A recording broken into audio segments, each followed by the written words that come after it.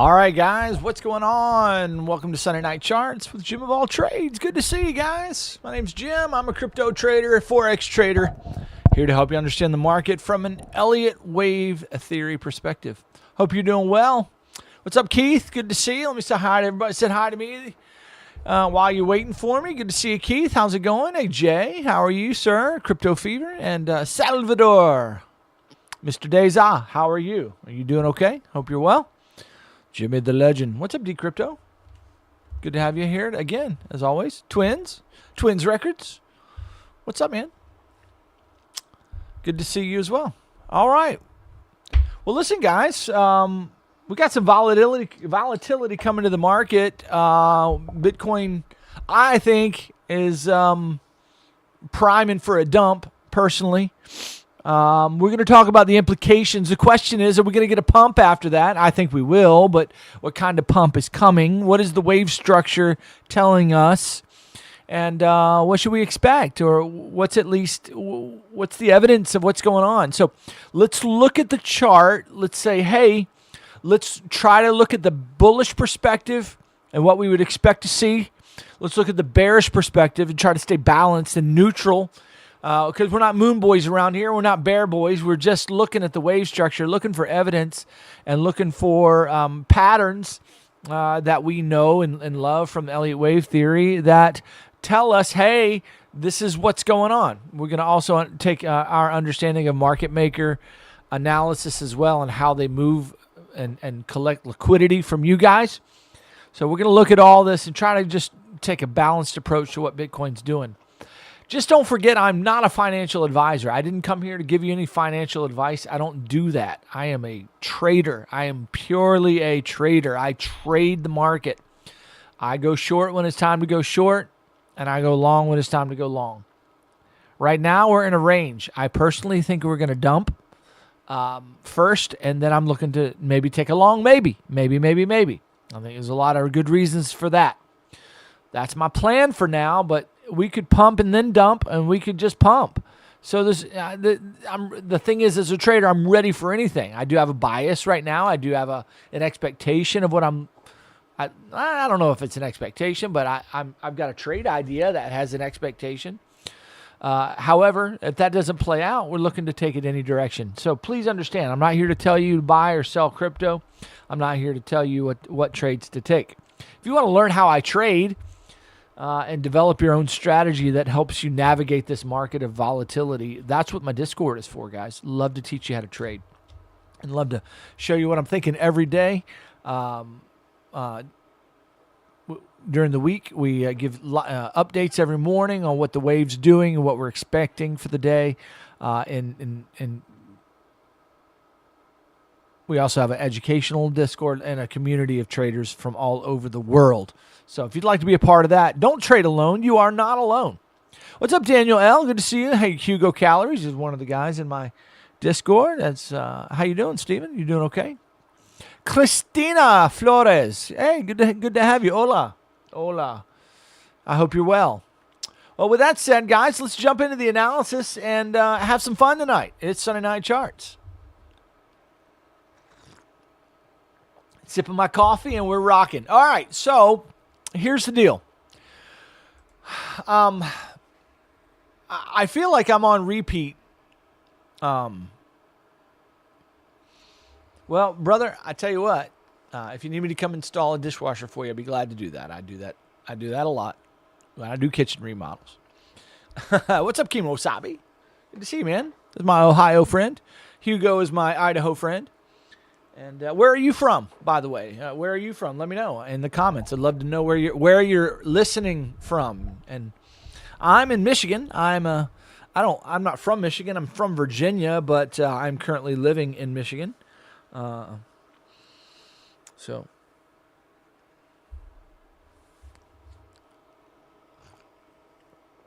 all right. Well, let's look at the chart. You guys tell me where you're in Colombia. Cali. Going back to Cali. D-Crypto. That's cool.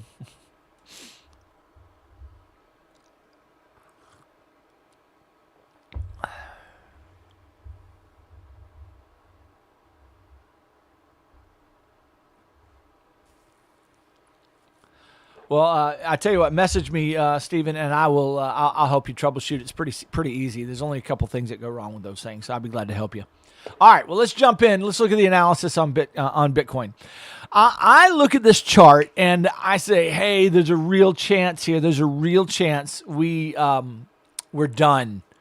So let's talk about the bear scenario first, because I'm not here to be a bear boy. I'm just saying, hey, this structure that I see right here has the look of a finished wave. Whenever I see a finished wave, it's got the look. Okay, it's got the look. I feel like a song coming on. It's got the look. Okay, it's got the look, guys.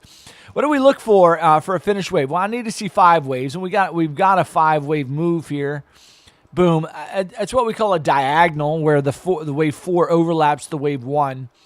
That's more than likely what we got rocking here. We also have a trend line. We just bounced up against the trend line from the bottom move. Okay, so that's another thing to consider. Another thing to consider is we've hit the golden number, guys. The golden number of Bitcoin has been $100,000 for I don't know how long. Ever since Bitcoin hit $20,000 in 2017, going into 2018. Everybody's been screaming 100K Bitcoin. Everybody's been looking for 100K. The funny thing about the crypto market is it's never enough. Whenever we hit one target, we're always saying, we're always looking for the next target. So 100K has been the target for the last 7 years, guys, and we have hit it. And now we're experiencing some signs of weakness, really, in this area. We have a 5-wave shape. We've got divergence on the higher time frame charts. There's all kinds of reasons why this level where we're at could be possibly a top. You say, what kind of top are you talking about? I'm talking about a top, where you've got a 5-wave impulse wave. It's finished. It's done. It's kaput. It could be, thinking in this scenario. That's what I mean by that. And if that's the case, we are now looking to start working our way down in a multi-year bear market, 3 waves that's going to take us to, at minimum, I would say, a 50% retrace, but more likely a 60 to 70% retrace of the entire move from the beginning of time to the 108K Bitcoin. Okay, a 618 retrace takes us to the $38,000 to $40,000 range. That is not the area of support, though it is an area of support. It is an area, if you look at this trend line, it's certainly the golden zone. It's a very good area to think about. But when we talk about support for a wave, price support, it's only got diagonal trend line support, which is not real support. It's not what we call real price support. What is real price support? Real price support are going to be the previous troughs of large time frame waves that have major pivots. Okay, so when we look at real support on the chart, we're gonna say here, this area right here is area number 1. Let me see if I can change the color here so you can see it a little bit better. There we go. Oh, nope, not that. And let's get the shading here. What am I doing? That's a trend. No, I don't want trend line. Come on. Sorry, guys. Give me 1 second. There we go. And the background is going to be white as well. Perfect. There we go. So this is going to be our first area of real support, right here down at $3,000 to $6,000. I know a lot of you are like saying, Jim, what are you saying?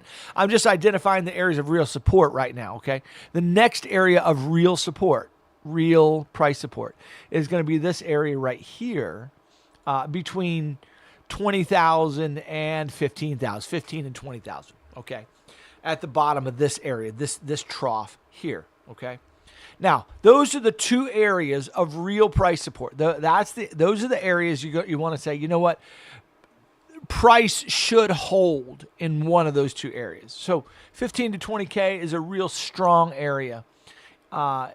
$3,000 to $6,000, $3,000 to $8,000 range is a real strong area. Okay, so that whole zone, if we just marked off that whole zone, anywhere from 3 to $20,000 is an area of interest for me. As price, if price began a multi-year movement to the downside, I would look for price to work its way down slowly and methodically, though initially be very fast. It'll get halfway there very fast, okay? And then you'd see a multi-year secondary B wave that revisits not the entire top, but 50 to 60% of the first move. And it's a lot more choppy, okay? It would be a lot more choppy and slow going. So you'd experience an initial wave, takes us down with relative quickness, okay? Relative speed, I would say within a year's time frame, okay, or less. We find some support, some temporary support, somewhere between, I would say, somewhere around the $50,000 mark. Let's just say the 50% retrace. $50,000 to $70,000 would be our first area that we would expect, hey, more than likely going to see a reaction in that zone, okay? Then, of course, you'd see other reactions sooner. You'd see some smaller reactions sooner, but a big reaction in which the B wave then would take a couple of years, and it would go up very, very choppy and slow. So you'd see this wave developing in here, okay? Slow, methodical, take a couple of years, and then the C wave would come with relative speed. Okay, if you want to know what that would look like on the larger time frame, let's just zoom in and show you a couple of examples of that here. Here's an example right here.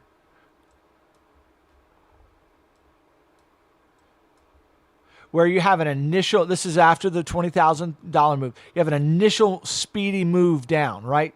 And then what developed here is a triangle B wave, but it was choppy and slow, and then the C wave quick and fast, okay? So A and B or C or W, X, and Y, however you want to count that. There's a couple of different ways to count that, but nevertheless, that movement right there was slow and methodical, took a long time, okay? Now, you want to see another example of it. You can kind of see it here in this big three-wave move where the initial move, okay, the initial move down kind of came down quickly. But this actually was a little bit more methodical as it came down. That's a W. Here was an X, and then boom. Or, I'm sorry, let me recount that here. This is the W. This right here was the X, and then we had the Y wave right there. But nevertheless, you got three larger waves, okay? So there's all kinds of shapes and sizes of waves here, guys. But that's another example of a multi-year, well, that was a correction over just like a year's time frame or half a year. But I guess what I'm saying is imagine something like that across 2 to 3 years. That's the kind of move that I'm expecting to see in Bitcoin. That's what I think is coming to the Bitcoin chart. I really do. Now, that is if we've reached a top, okay? That's if we've reached a top. I'm not here to say we have or haven't. I'm simply saying there's a possibility for multiple reasons why we've reached a top. Number one, we've got 5 completed moves. We've tagged the trend line. We are at a key resistance level of $100,000. We're in that range, okay? And then when I look at wave structure of the 5th wave, when I just kind of zoom in and say, okay, what's the wave structure of this last wave? When you count it, you've got 1, 2, 3, 4, and 5. It looks like a finished 5 waves. You've got the divergence you expect to see. You had the hidden bull on the wave 4. You had the finished move wave 5 with divergence. And now we've had a break of the RSI to the downside for the first move. We have all the evidence, guys, of a reversal. So that is real on my radar. Like, this could be a top. And so I'm not an ultra bull right now, though I do recognize the possibility of another moonshot coming. And we're going to talk about that subsequent to this discussion of a potential reversal. All right, so with that said, so that's possible, guys, and I'm just here to tell you that if that's not on your radar, it needs to be, because Bitcoin could indeed be in the beginning stages of a downward move that's going to screw everybody up. Everybody's looking for that last wave to the upside, and it just doesn't come. It's very common in our world where we're looking for one more wave to the upside, one more hit to the upside. Everybody's waiting for that last push, that blow off top, and we just don't get it, or it already came and we didn't recognize it. You say, what would that be? Right here, this wave right there could have been our fifth wave, okay? That this right here was a wave 4, all right? And this was our wave 5, and that's it. That's the end game. That's the fifth wave of the fifth, and that's it, and we're done, okay? Now, I'm not here to say that that's certain. I'm just saying that's possible from a wave structure standpoint. Okay, let me take all my stuff off the chart, and let's just talk about what this could be if it's a reversal. If we've reversed, if this is done, I see the potential. I've got two different counts here, and I presented these last week, and I'm going to present them here again. I've got 4 counts. Okay, 4 Elliott wave counts. I've got 2 bullish and 2 bearish counts, okay?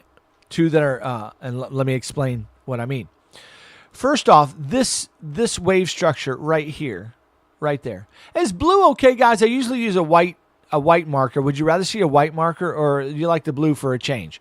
I just happen to have a blue for a chart that I made earlier. Tell me, what do you like, blue or white? What do you think? Blue or white? I usually use the white. Tell me what you think.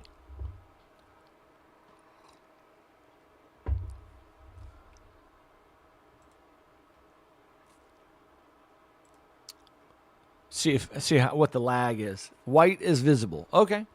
Blue is cool. Blue is fine. Fine, I got it. Blue. Okay, I got 1 vote for white, and then everybody else is white is right. Oh, come on.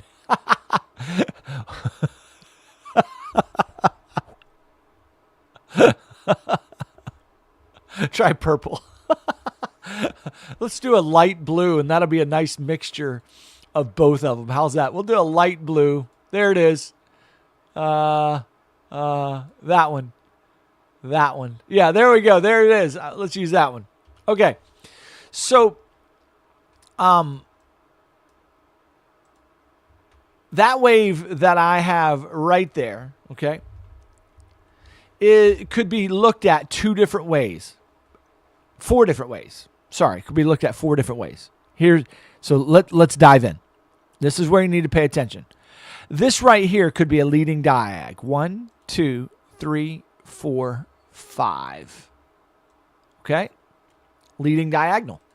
And that right there is the finished move. That's the first wave to the downside. That's wave 1 of a reversal. And what's happening right now is a long and protracted wave 2. Okay? It's a wave 2, though. That means down is the direction. This was wave 1, and we're in the process of making wave 2. Okay? Now, if that's a wave 1 and that's a wave 2, what comes next, boys and girls? What comes next? I'll give you guys a chance to answer. What do you think? What comes after wave 2? Who's going to get it? Who's going to get it? I'm about to write it. Who's going to write it before me? The lag is getting you guys. Wave 3. That's what comes next, right? So we'd be looking for a third wave to the downside, okay? Zooming out on the daily, okay? As big, or we'd be looking for a C wave, either a wave 3, or a wave C, okay? So that could be, this could be an A wave. We're in the middle of a B wave, and then we would look for a C, and that would be the initial move down of a reversal. Okay. Or it could go down as an impulse wave. Like so, where that is a leading diag, we get wave 2, and then we get 3, 4, and 5. And that's the initial wave of an impulse. You get some kind of retrace. Okay. And then you get another 5-wave move after that later. Now, rarely does the market do something that simple. Okay. Rarely. The market does more complicated things. So this middle wave here would probably take up some kind of more time and bigger, and then come down. But this would be a multi-year bear market in which you have an initial move down, a choppy second wave back to the upside, collecting liquidity, a grab of against the shorters, and then a grab against the guys going long, and then you'd have reaccumulation down here. And this is when, after the reaccumulation, this is when crypto goes into its golden age. This is when the dollar dies and crypto goes to $1 million. Okay? Because we go out on the weekly chart, we're talking,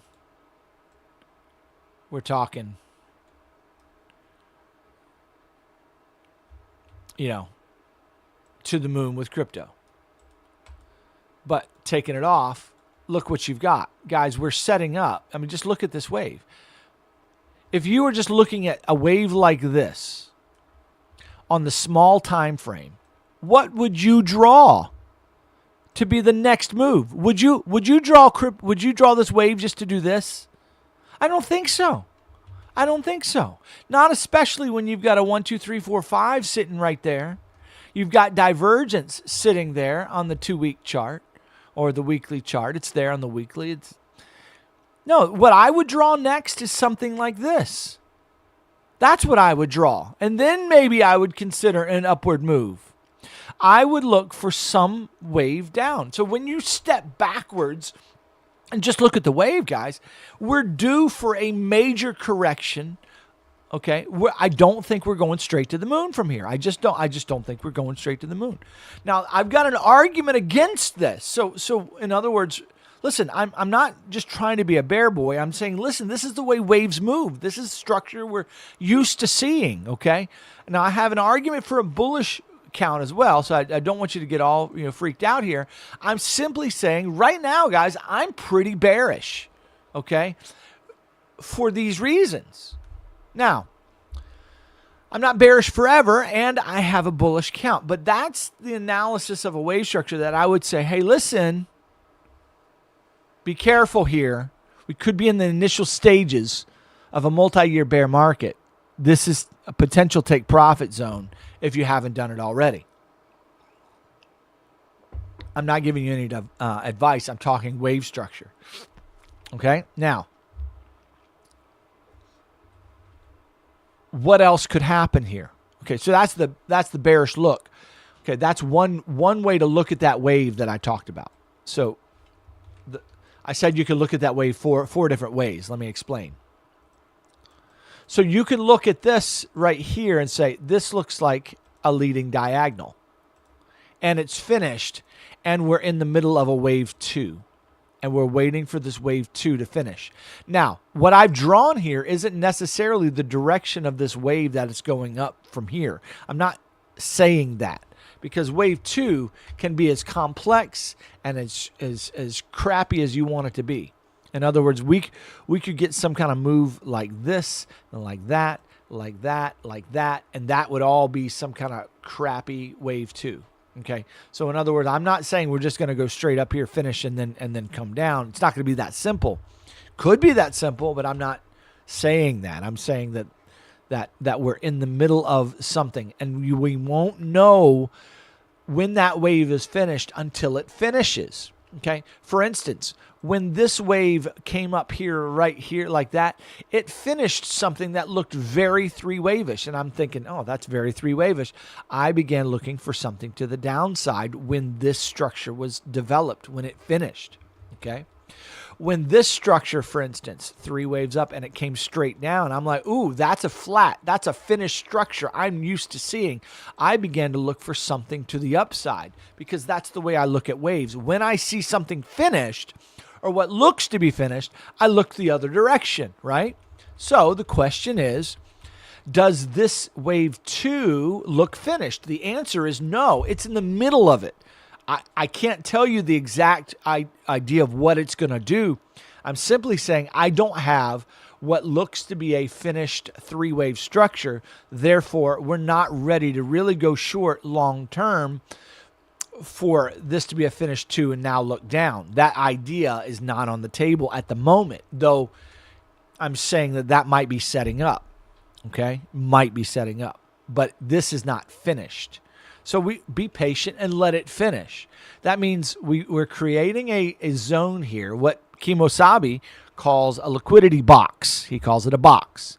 And what normally happens when you get a box is that there is a breakout of that box where that grabs the stops and liquidity on one side of the box, and then price comes back into the box and grabs the liquidity on the other side of the box. That's normal behavior of the wave. So if we get a break to the upside, it'll break and then probably come back in and take below. So all the stops that the guys going short have get taken out.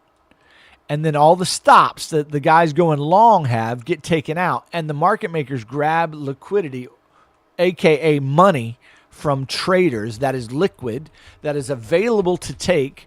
What is liquid money? Liquid money is money that you have set up on the exchange.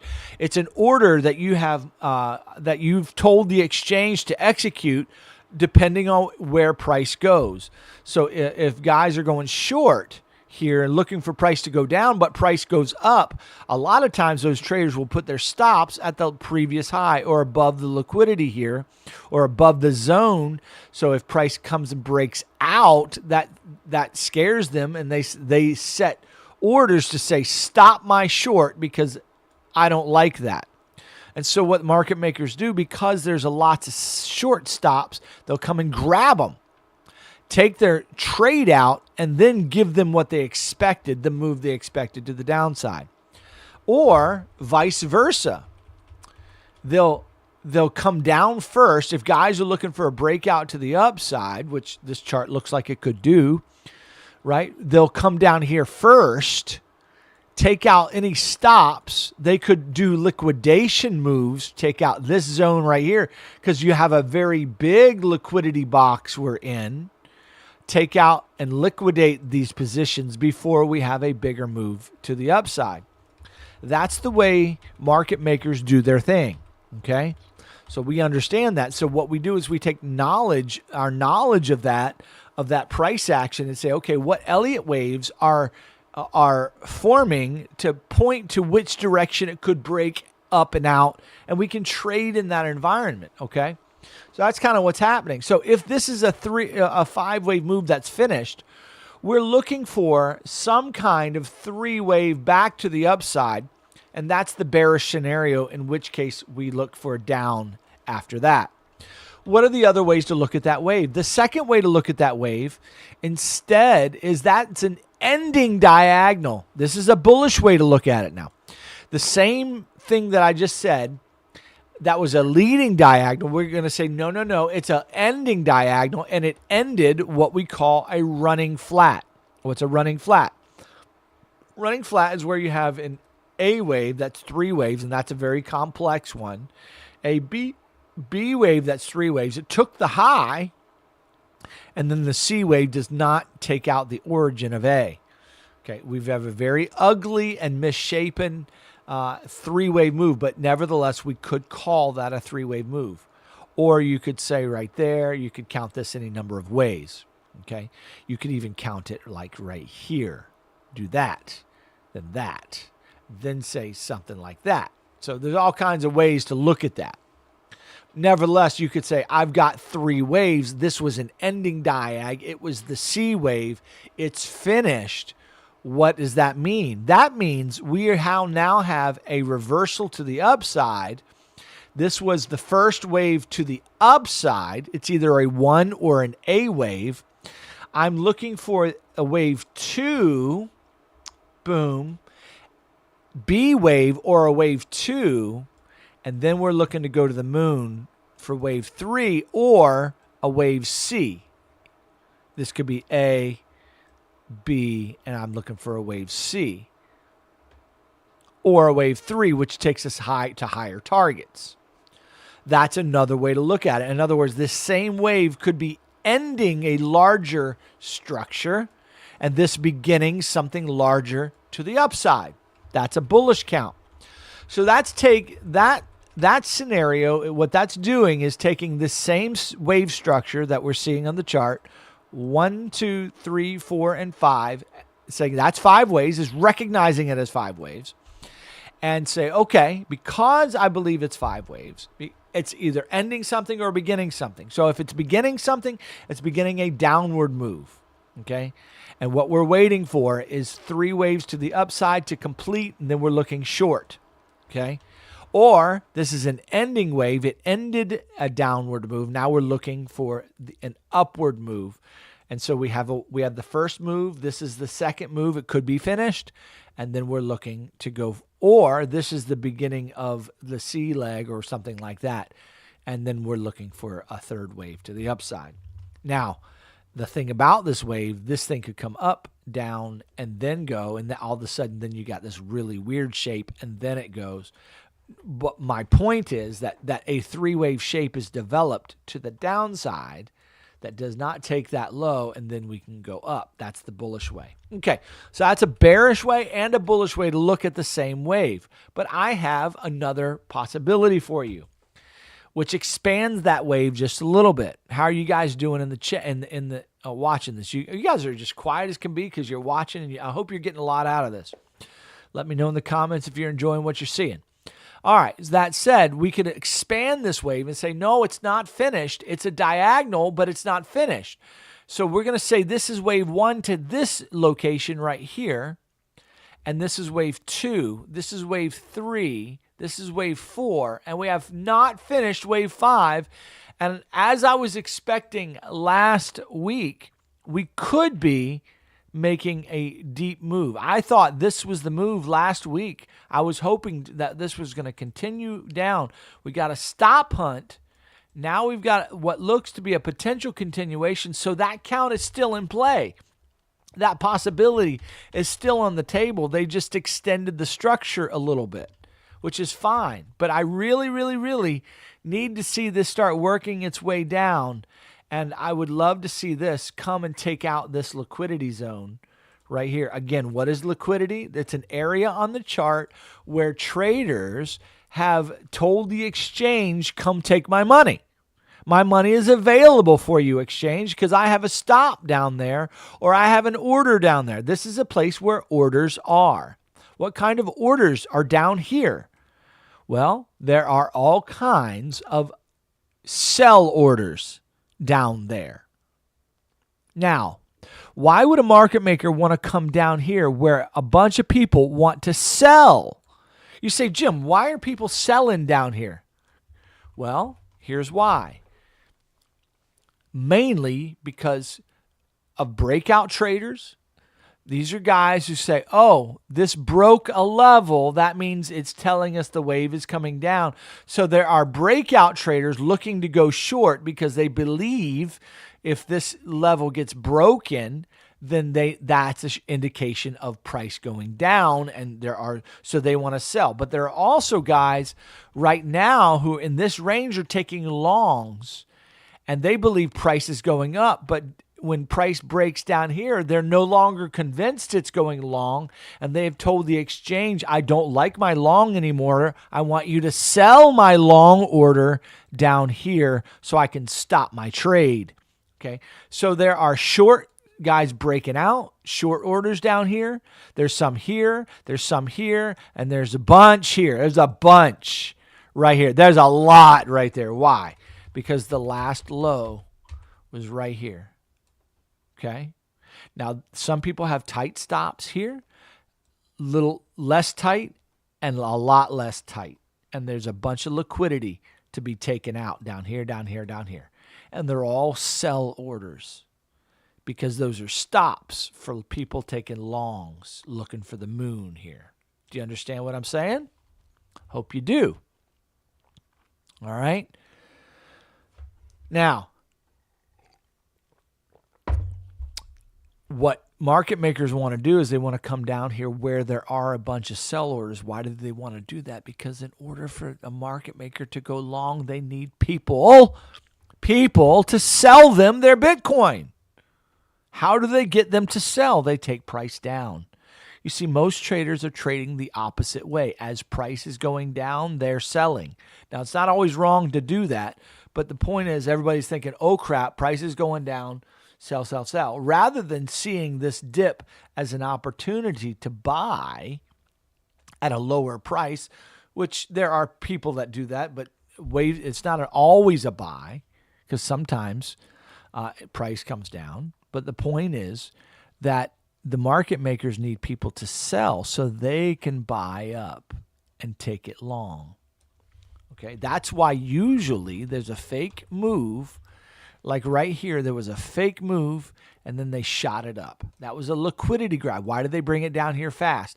To grab some stops, to grab some sells, because they wanted to buy down here. Why did they take this top out? Because they wanted to sell it. And they just constantly do that over and over and over and over until they're done with this range, and then they do a final grab and a push to another range, another price range. So right now we are accepting the $100,000 range, the $90,000 to $100,000 range. Price has been accepted into that range, but there's weakness. There's signs of selling and buying. There's a lot of red here and not as much green. Okay, this is to me a distribution zone. This looks to me like distribution. In fact, it's an area where I would expect distribution to be happening. What is distribution? Well, it's the opposite of accumulation. What is accumulation? Accumulation is at lows where price is hanging out at lows, so buy orders can be made. Buys in here. Reaccumulation, buys in here, and then price markup. Okay? Markup.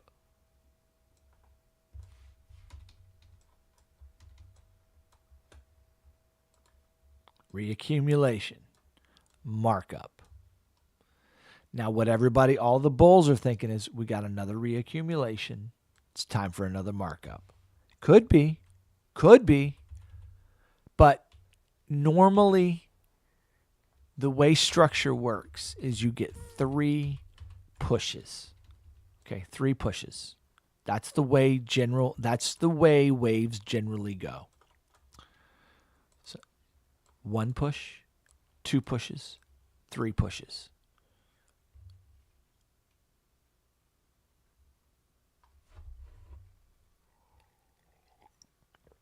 I personally don't look for accumulation at highs. I look for distribution at highs. Now, another thing that we need to consider is that we broke out of the previous high and we have not retested it. We have something called a single print on the screen. What is a single print? Single print basically is when you have basically price jumps up out of a range and it does not retest, it does not backtest, it does not retest, it just goes. And it creates this flagpole here, okay? Just this straight up boom. Whenever that happens, generally speaking, price likes to come back and fill that single print, okay? So we have a single print there. A lot of times we expect price to come back and fill that. And that's normally what happens. You see that happening right here. When price broke out right there, it developed a single print. What did it do?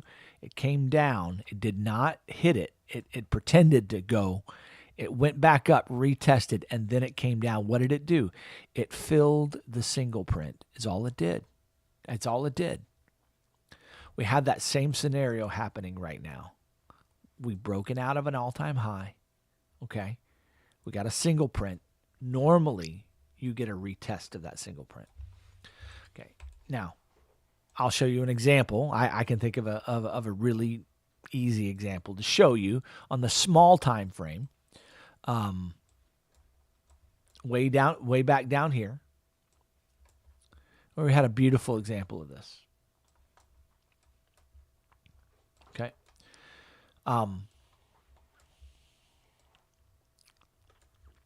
There's all kinds of examples. But notice, like right here, we had this range right here, this low right here. When we broke it, it broke it very deeply. But what happened to price? It came right back up to where it broke and filled that single print. Okay. Notice here, this broke, okay, came back up, retested. Sooner or later, that break is going to be retested. It's going to be filled. That's the way price moves. Okay. Now, a great example of it to the bullish side was this right here, this single print right here, where you had a level, boom, boom. It broke up straight up, boom. Look what it did. It just came straight back down. Okay. That kind of price action happens all the time. That's the way price moves.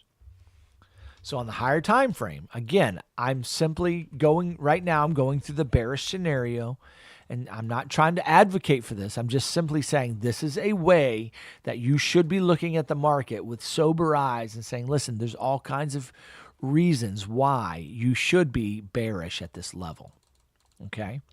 Looking at the way price moves and price structure and looking at this is bearish to me. This looks bearish. But there's a way it can be bullish.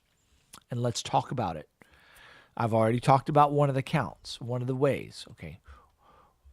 It's possible that this right here was a wave 4 and it's finished.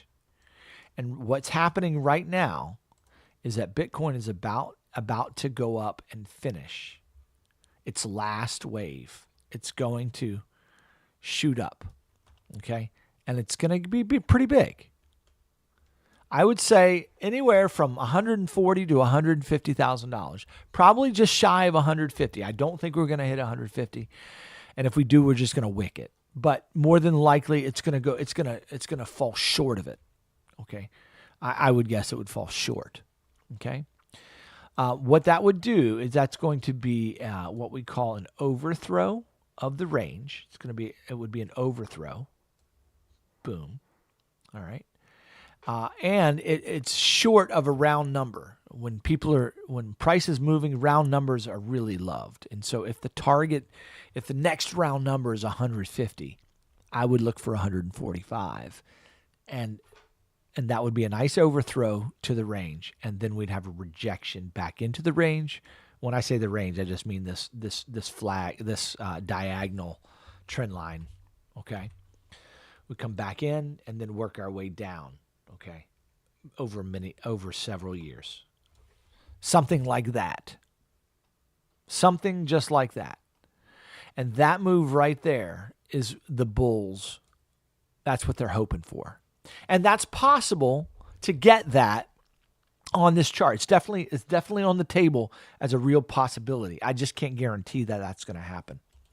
All right. So with that said, I'm just going through the analysis here slowly and carefully. Now, what else could this wave be? So I've shared with you two counts, bullish and bearish. I've got two more counts to present. One said this is 1, 2, 3, 4, 5, and that either ended something. It ended an ABC, and now we're going up. Okay, this could be done. Now we're getting ready to head up, or this began something. We need to come up, finish 3 waves, and then we go down. Okay, now that's a bullish and a bearish count I've just presented with the same wave structure. Now I already started this one. Let me continue it. That instead of looking at that as a finished diagonal, we could look at this and say, okay, no. This is actually that three-wave move is wave 1. This three-wave move is 2. That's three waves C, three waves. I'm sorry, 1, 2, 3, 4, and we're looking for 3 waves down for 5. Okay, and we're looking for kind of a big wave, fast, volatile, come down, take out these lows. Wick, come down, probably looking for about 84K. 87 is conservative, 84 to 77K on a real deep wick is possible. Okay, on a real deep wick. You could get something down here. Now, there's 2 ways to look at that wave. The bullish way says that would be an extended wave 4, a big, and we would expect a V-shaped recovery and a very fast move that happens in 6 months or so back to the upside to where we go up to our 145K target. Okay? So if we get something like that this week, then I start to look at the chart and say, yeah, I'm kind of bullish right now. I'm looking for a V-shaped recovery and maybe a continuation. I might get bullish at that stage. Okay? So if I see that develop, I don't get scared. I get bullish for 2 different types of waves. One, a big move to 145, or a little bit more scary to some of you, but instead of straight up, we at least get a 3-wave recovery.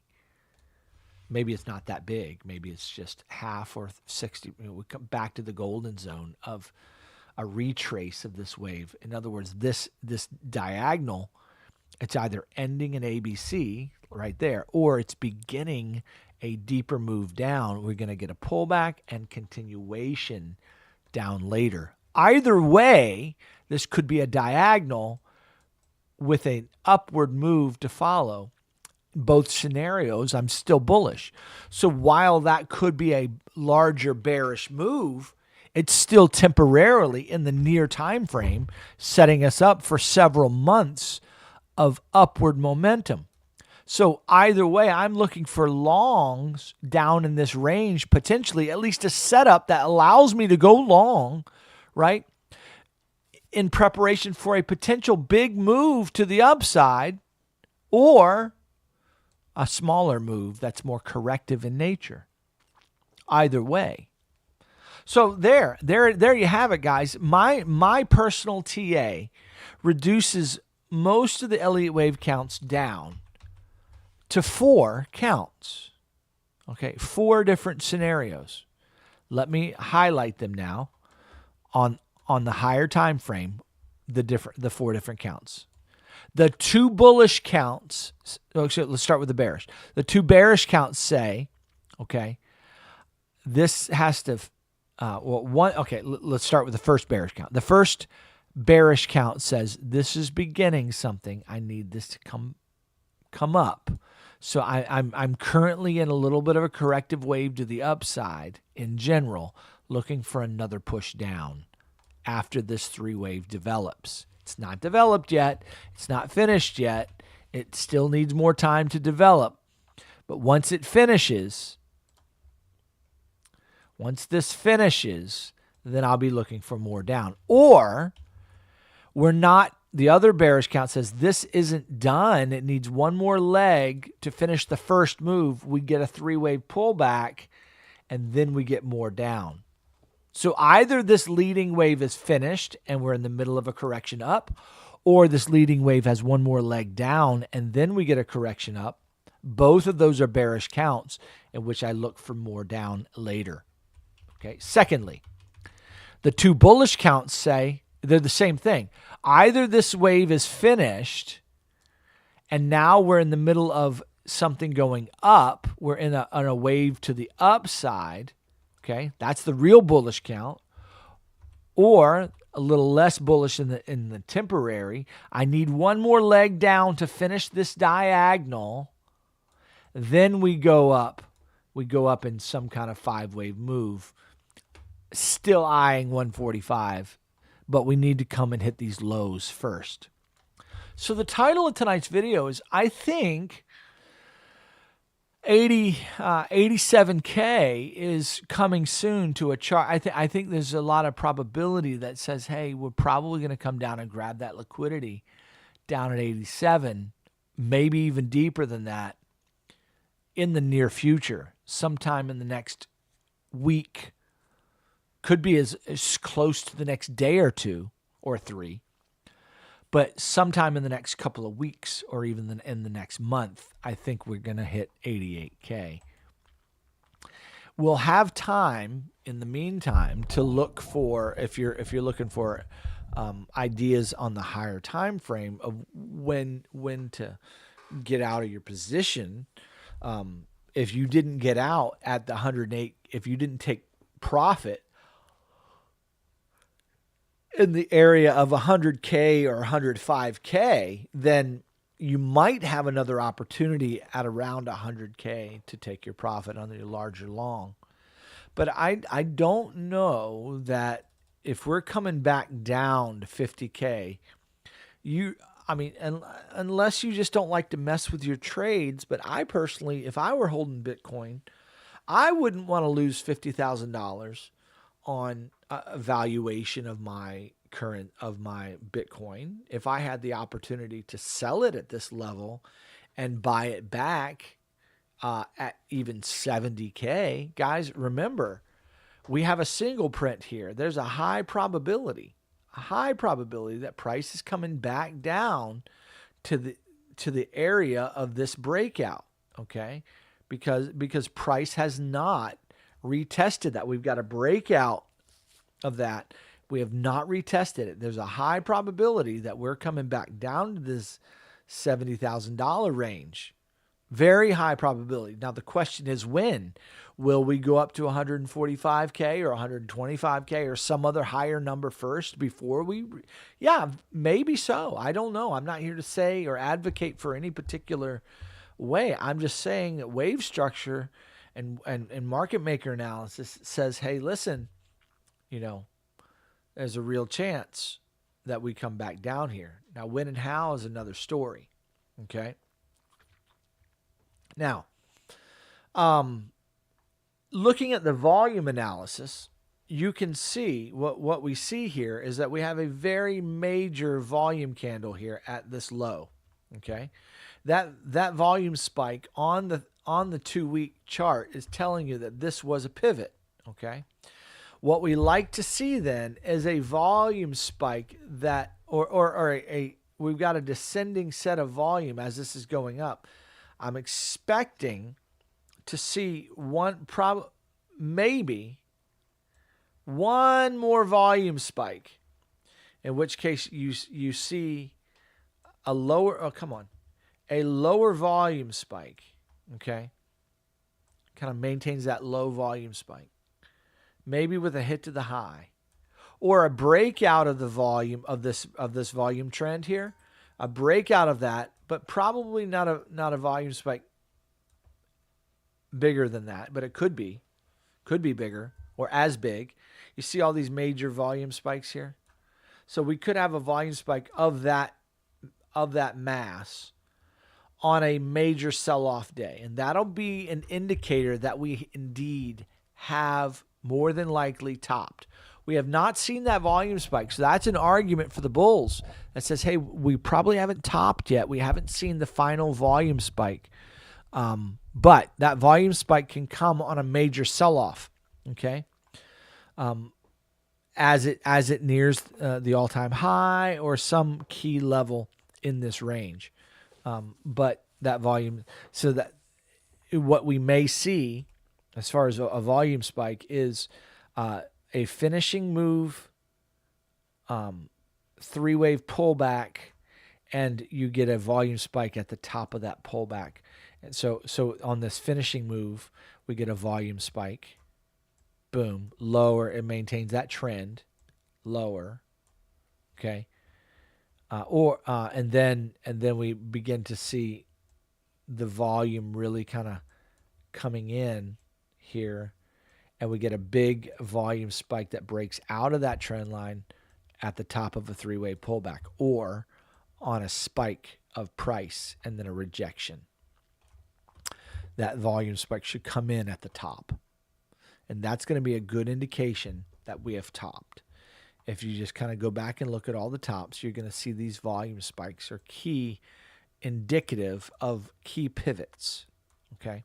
We haven't seen that yet. So I think there's enough, I think, in that evidence. Hey, I know that this, I mean, we do have a key volume spike.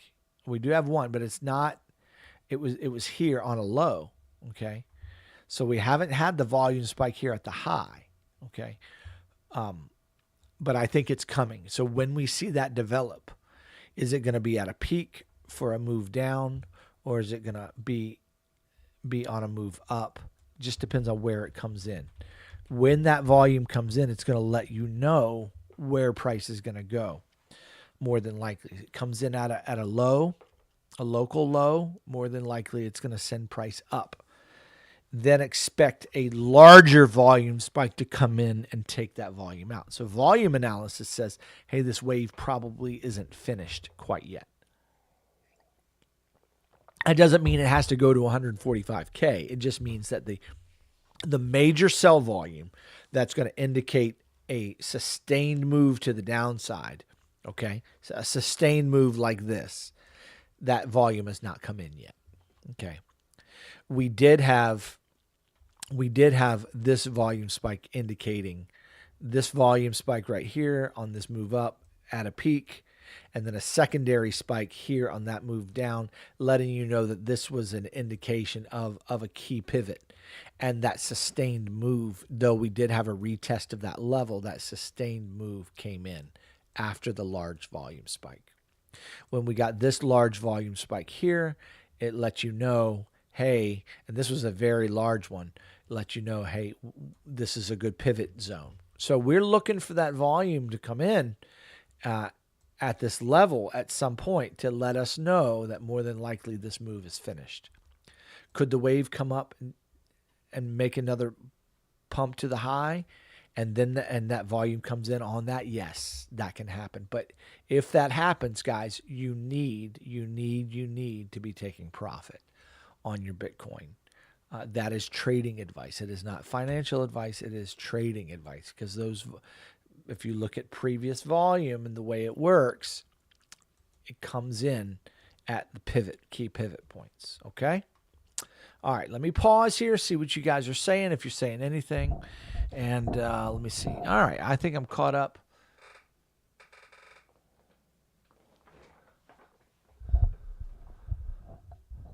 Win 16K. I don't know. It's years away, more than likely.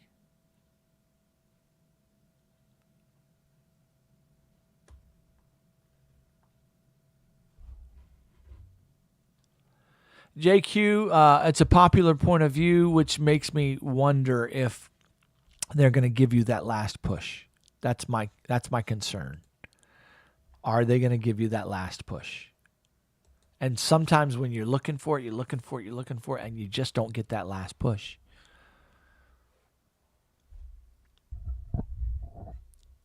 You're like, and we already got it. It just, you didn't recognize it when you got it.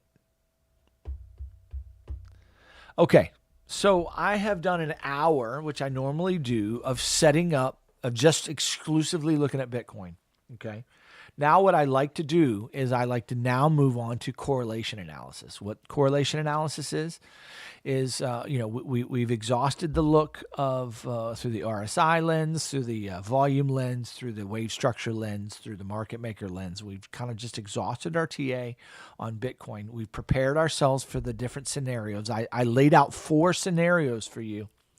And as wave structure develops, that'll let us know what's more likely as wave structure develops. Okay. Now what I want to do is correlate the charts. I want to start looking at the alts. I want to look at XRP. I want to look at Ethereum, and then just kind of get a general overview of all the alts. Just kind of run through the alts as quickly as we can. and just say, what is the wave structure that I'm seeing? Are there any wave structures that make sense along with what I'm seeing with Bitcoin and how they would move in tandem in their own way? And we can just start to say, okay, is there an overall consensus on what seems to be coming in the market? Okay. So with that said, so let's now move into correlation analysis. If there are some alts that you want to see and you want me to make sure I hit, go ahead and start putting your requests in the comments now. And Kimosabi, my friend and companion in the charts, make sure you visit his channel, by the way.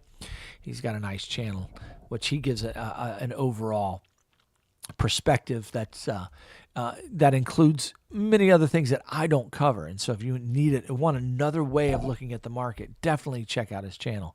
He's a good dude and he's got a good eye for the market. And so definitely check out his channel. But he'll compile the list for me, and we'll go through all the things that you want to look at. So with that said, let's start with XRP and Ethereum. You don't have to request those.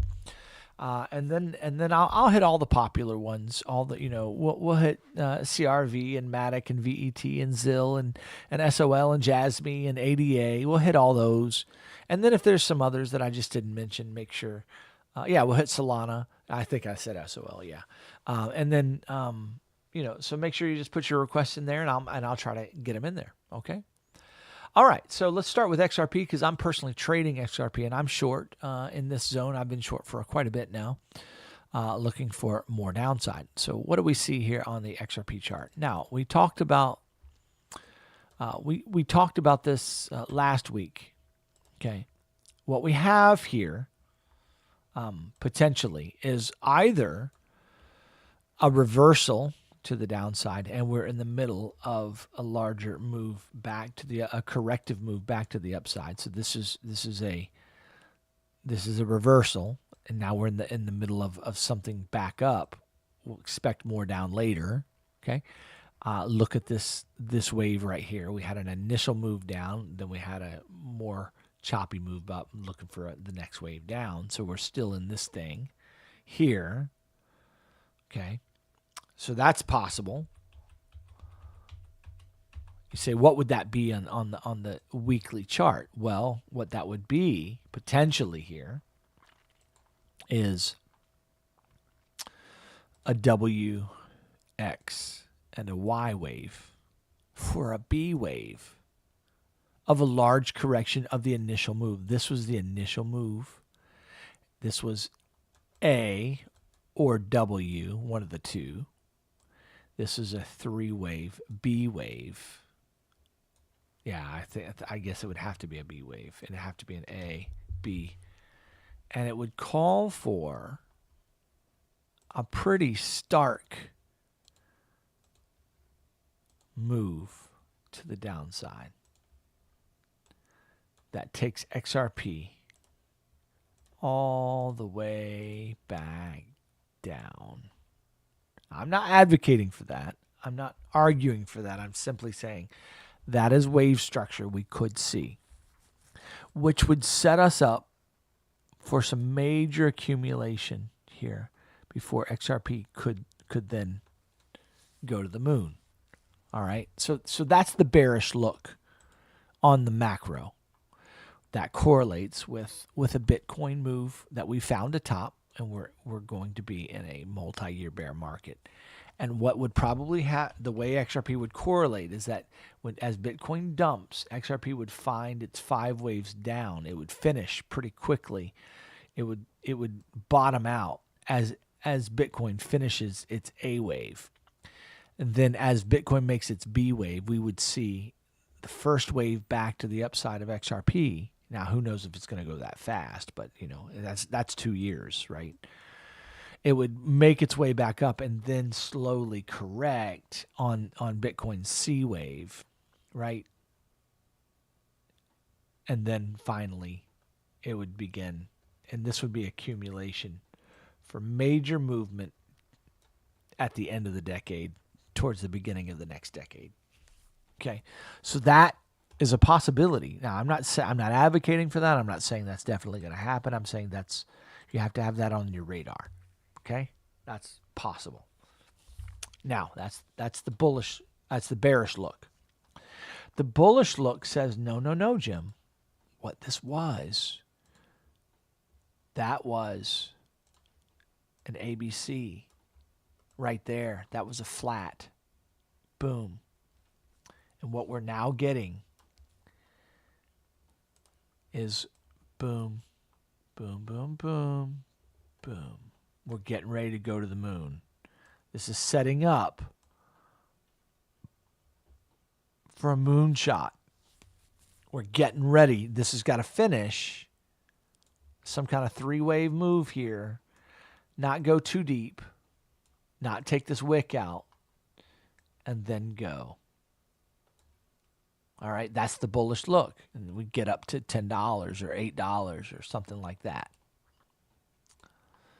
Okay? So that's the bullish look. Now, let's look on the small time frame and see what's going on. Small time frame, let me get my VWAP off of here so that I can see the wave structure. What you'll notice is that this first wave looks very suspiciously three-wave-ish. Though I have a way to count this as 5 if we wanted to. But looks like a three-wave move. Now what? This looks like an A, a B, looking for C. That means we got 1, 2, looking for 3, 4, 5. Probably going to make some kind of diagonal here. So I'm kind of looking for this wave to come on down, kind of revisit this area here, have a bit of a rebound, and then hit it again, and then start working its way up. That would be bullish, maybe. Okay. Now, if it's bullish, we'd go to the moon from there. But if it's bearish, this would be 3 waves. A, B, C. And we'd be setting up for a bigger move down. This was a leading diagonal if it's bearish. 1, 2, 3, 4, 5. A, B, C.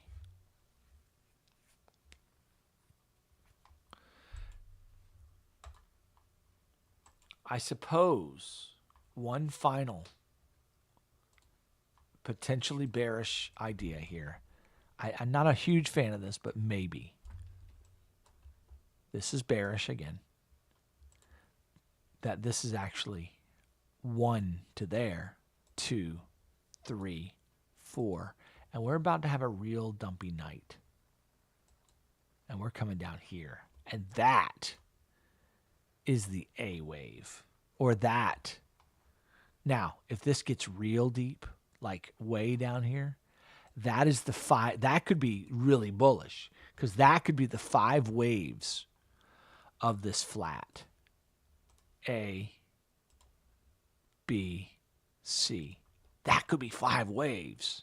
Now, if that happened, I don't know what would cause such a thing. And I'm not saying, I'm not advocating for it. I'm just saying, man, that's scary. But it also, that could finish a flat. In which case, that could set you up for a big V shape. Taking us up. So they take out everybody and then they go. That would be crazy. Crazy. But that would correlate with Bitcoin coming down,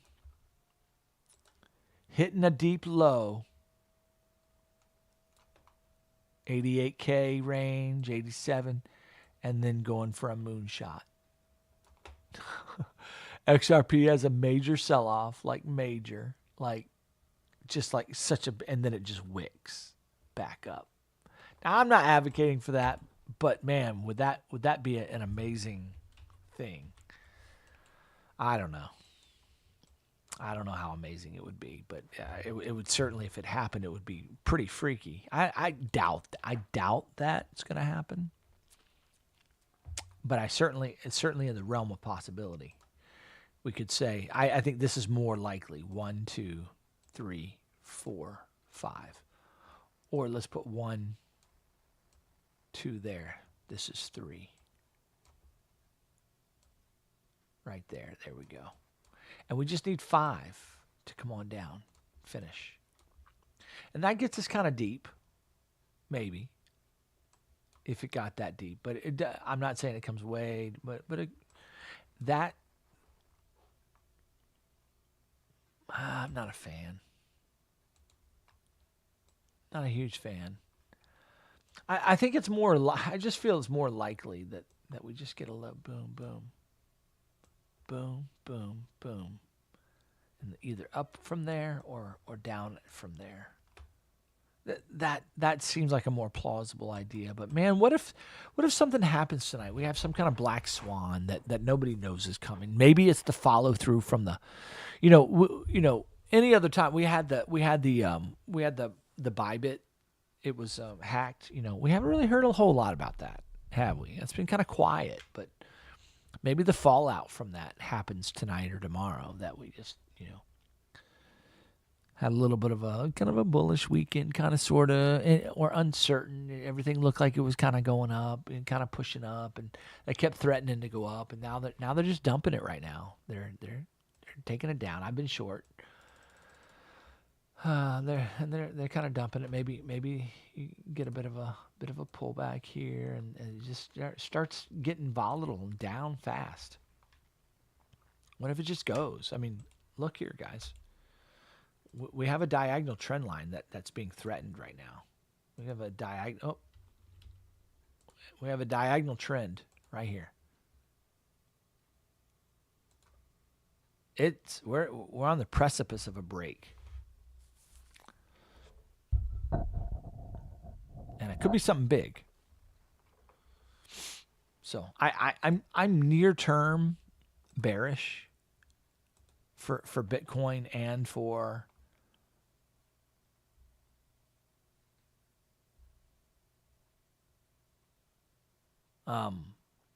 XRP and whatnot. So, all right, let me read the comments here. I'm gonna get to. So I mean, I guess the bullish scenario here before I get the comments, the bullish scenario says, hey, we just kind of come down here, and we kind of do this trick, and that's 1, 2, 3, 4, 5. Finish it. Let's go. That's kind of that's the most that's what I would look for this week. This to be chop. Looking for this to finish. Okay. So down tonight, pull back, down again, maybe V shape, and let's go into March. Okay. All right. Let's look at Ethereum. Ethereum's got an ugly shape here. I don't like it. But I don't like this wick, though it was a big volume thing. Look at the last time we got a big volume thing like that. You see that volume there? What did it do? It kind of came up and then it just kind of rolled over, retested it, and it went sideways and then went up. So I think it's likely here, and I think we've had kind of a weak move up, kind of like that right there. I think it's likely here that we dump, chop, dump, retest this wick, refill this wick. All right. And then go up and then maybe roll over again, or this becomes a V shape, 1, 2, and that's bullish. So we get this downward move, retesting this low, but up is the direction, and then we get the major pump. Now, do you guys remember a couple of weeks ago when I think it was one of the Trump boys said on Twitter, he made an announcement that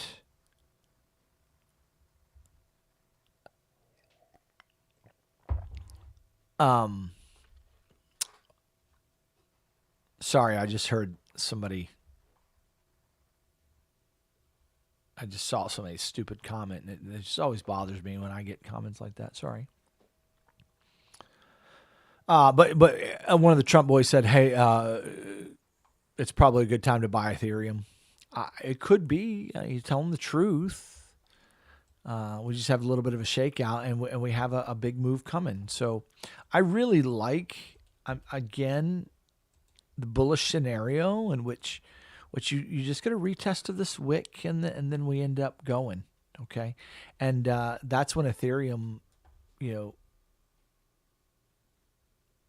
may go to $7,000, $8,000. See, because Ethereum hasn't finished its structure here. You see that? Bitcoin did. Bitcoin's about done, but Ethereum hasn't. So we might see Ethereum against BTC start building up. Let's look at the ETH BTC chart for a moment.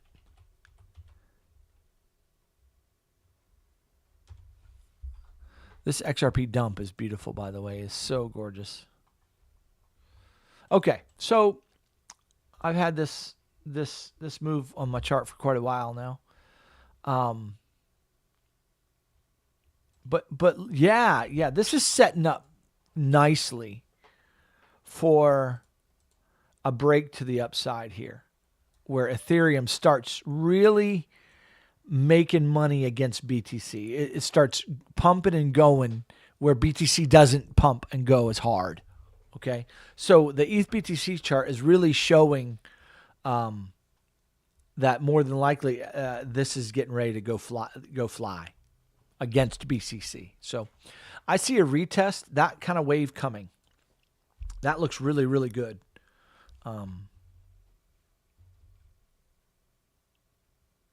That looks quite nice.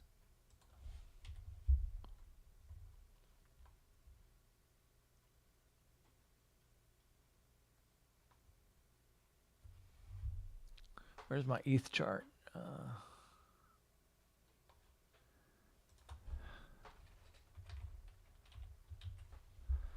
Okay. So yeah, that looks nice. I see a pump here, but so I'm in a bullish scenario. I'm looking for a dump to revisit this wick area at some point. That doesn't mean we can't pump here first and then dump like that. But then I would be looking for, that's when I start, if I get this and it holds, that's when I start getting bullish. Okay, that's when I want to think, okay, I have a structure now that I can go long off of. Let's see what happens. Okay, so that's Ethereum. That's the bullish scenario. What's the bearish scenario? Well, I mean, the bearish scenario says we already finished something, and this needs 3, and I need this to finish and then roll over and come down here. We come down here, take out this zone right here in this zone, and then we could go up. That's a bit more bearish, but it sets up for a big move to the upside later. Okay. But this is the beginning of sorrows here. Or the end of sorrows, I should say. But we got to have this scary dump first, revisiting these lows, and then BTC goes. So that's another look at that. That's potential. We're getting a nice dump here. XRP's dumping. I don't know. It's I'm watching it on my trading screen here. Let's look at BTC on the small time frame. See what's happening. Yeah, that looks really good. I'd love to. We've already broken the local, so we've already broken a local trend line right there.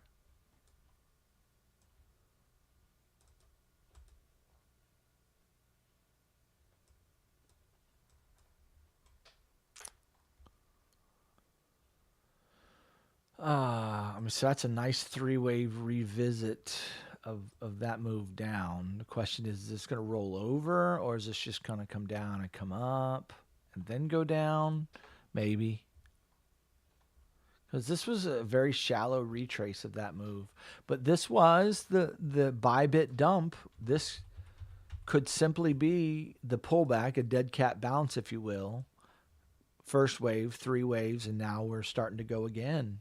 Okay. And we might be going down to those lows that we're talking about. And it'll be the Bybit dump. People are that's what's the Bybit hack. That's what is going to be the cause blamed on. But we can see the wave structure in the chart already. 1, 2, 3, 4. We need 5. And that wave structure is already there. We already knew it needed to hit that low. Wave structure is telling us that. And if it wants to get really deep and take care of that single print, it could come down here to 70K, 73K, 74K. If it wants to get real deep and scary, it could. But that would be more of a leading wave down, 3-wave pullback and continuation. So we'll have to see. But that's what the news is going to say, guys. I mean, if we come down deep, guys, they're going to blame it on the hack. But notice when that hack came, guys, really. When did the hack come? At all-time highs. When price of BTC is at all-time highs. And it's always, something to blame it on.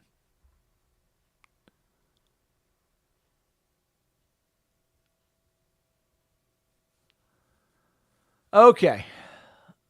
So I've looked at BTC. I've looked at XRP and ETH.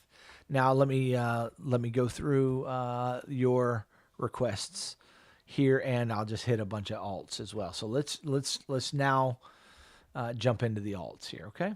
All right. So we'll start with the Trump coin here. Now, guys, there's not a whole lot of price history for the Trump coin, but you know what happens to crap coins, don't you? You guys know what happens to those. They go back to where they started. Price is going to make its way back down to $4. And then it's going to level off. More than likely. That's the way she's going to play.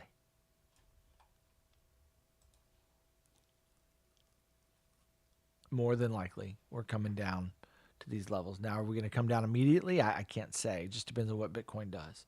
If Bitcoin dumps, Trump coin's going to dump as well.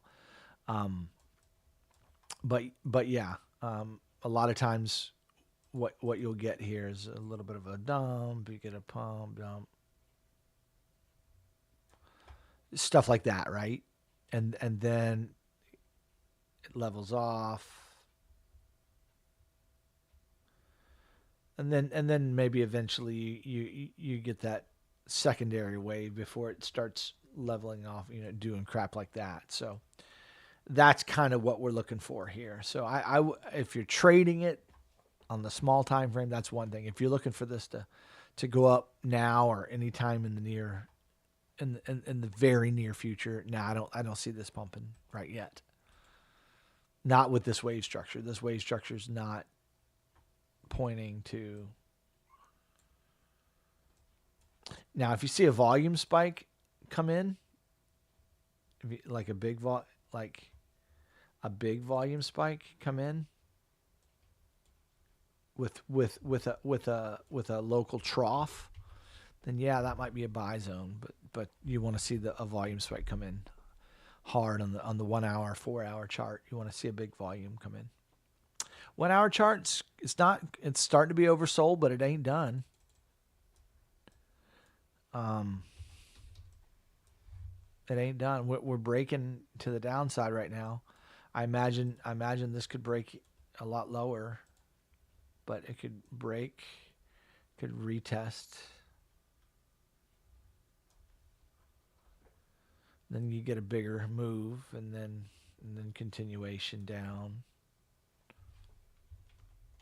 It's the way stuff moves, guys. I mean, prime example right here. You had a break. It retested. It broke down. Bigger move. Now it's coming all the way back down. So break, a retest, bigger move, back up, more down. Something like that, So I that's how it moves. I can't predict. There's no price action to tell.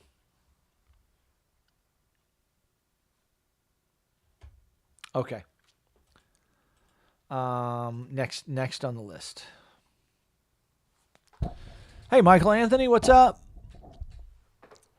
I haven't been able to see your chat, so you guys keep chatting. I'll try to catch up on the chat here shortly.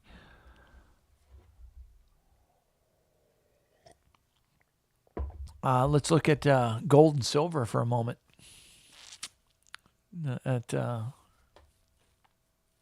Love to look at gold and silver. I'm very bullish on both of those, guys. I hold silver. A good amount of it. Gold. So looking on the weekly chart, we're making highs. We got a little bit of a divergence here on the weekly. That doesn't mean we can't go up higher, but we're reaching a round number of $3,000. So I would expect around $3,000, we're going to see a larger correction. We're going to see a year-long correction or so. It could go higher, but we're going to see a couple of years of correction where it's flagging out in some way. But that flag could take years. I mean, for instance, this flag right here between 2020 and 2022 right there, that took two and a half years, okay? So I see this pumping a little bit, right? It could go faster, it could go higher, but I think a larger year-long correction is probably in the works before we get another big move. So as time moves on towards the end of this decade, you're going to continue to see gold rise in price. But there could be a correction here. Where would we like to see? Well, I mean, you could see a retest. It could be a deep correction where it could retest the breakout here all the way back down to 2,000. It could be a big one before it wants to go for a big move again to the upside. So that's a possibility. We get a multi-year bearish move. See, kind of like this one, except just a little bit faster and a little bit smaller. It maintains this upward trend trajectory.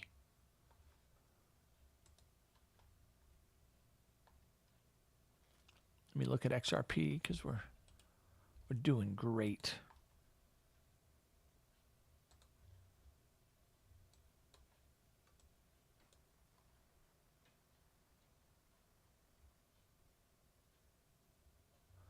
The only problem with XRP is, this could be some kind of flat as a B wave. And that's A, B, C, and then down. So watch out for that. I'm not saying that's definitely going to happen, but we just got a bit of a volume spike came in. So let's see what happens. And it's at kind of the bottom of a wave. But it's not a huge volume spike. But it's substantial. Let's see what happens. This might be the beginning of a bigger move down, or fake out to the upside, grab liquidity, and then they take it down. That's the kind of stuff market makers do, just like that. And that would just be a flat correction of that move. Boom. Personally, I'd like to see it just kind of go straight down. Just get moving. Get moving. Okay, let's keep looking at the requests that you guys had. That's silver, gold. So I'm looking for a correction coming in. The weekly is overbought and there's divergence. So I think it's setting up. Silver, setting up for a correction. Silver hasn't had its run yet. It really needs to run a little bit. And so silver might lag gold, but they usually run together. But this could be... I'd really like to see silver get up here and then pull back and then continue. So that pullback would come after a bigger pump. Silver isn't nearly on the weekly as overbought as gold is. So there's room for silver to move up more.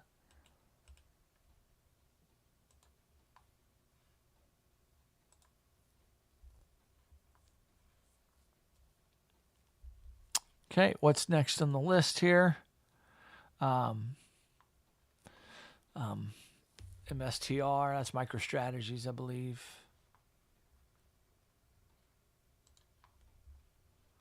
Yeah. So MicroStrategies has come back down to the break, has retested the breakout. That's good. But it's dumping. Okay, so let's look on the daily here. Yeah, so what you're seeing here is the beginning of a bigger dump here. So you'll see it boom, boom, boom, boom. I mean, this is looking like it's setting up for a big move down, and that would be the first wave.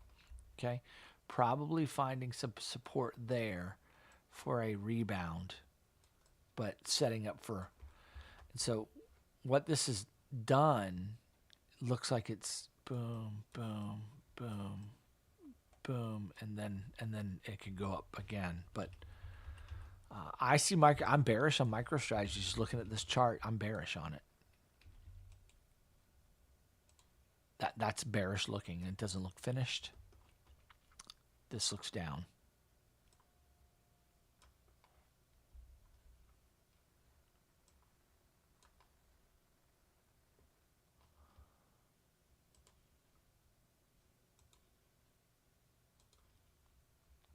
My first target zone would be about $200, 200 to 240 in that range.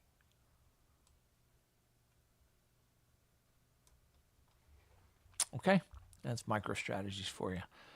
And then you could see a bigger pump there, or that could happen just like that. Or it could go up in 3 and then continue down.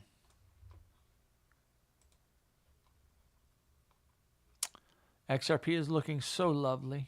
So lovely.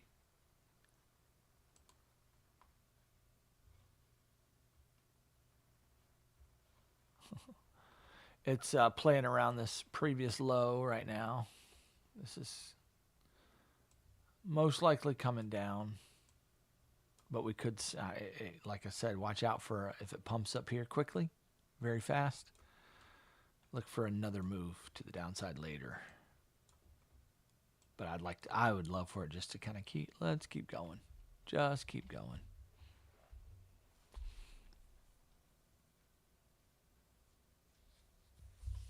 Okay, what's next?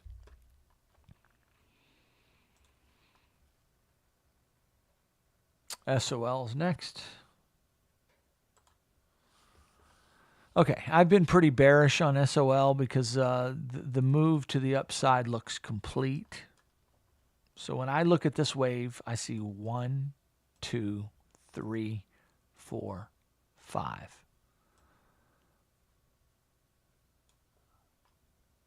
Okay, 5 waves right there.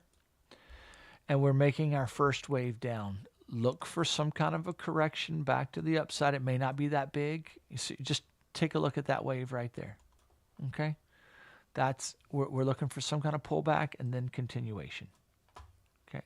Now, that pullback could be bigger and then continuation, but this looks reversalish to me. This looks like it needs to be 3 waves down, retesting these lows.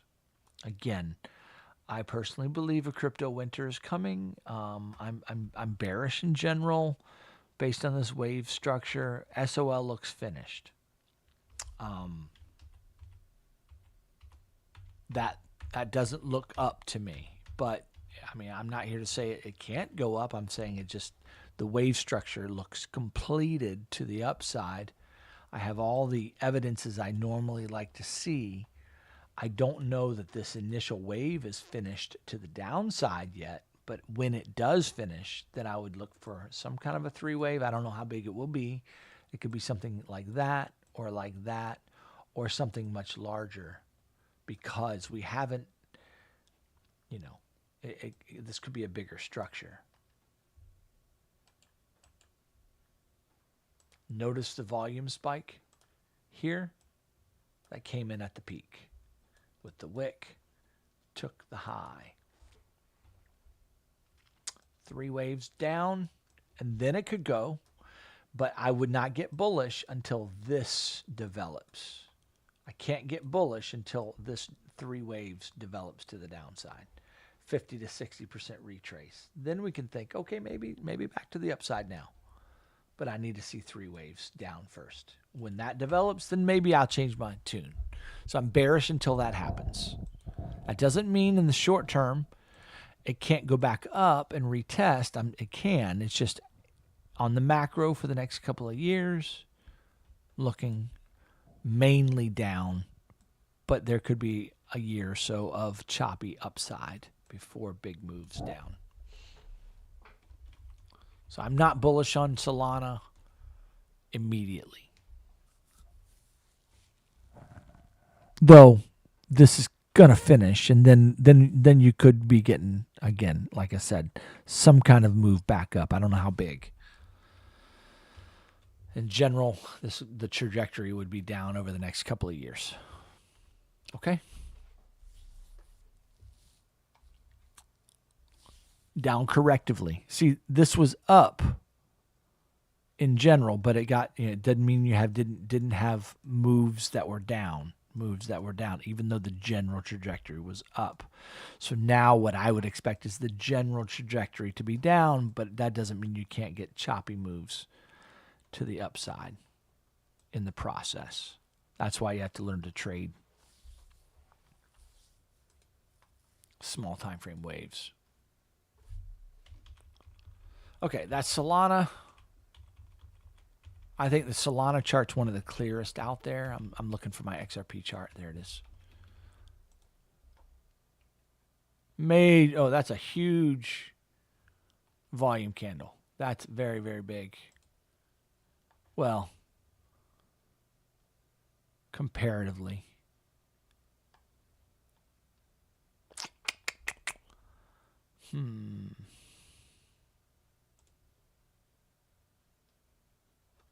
Compared to all the volume we had over the weekend, let's just put it that way. That's more volume than we've had in a while.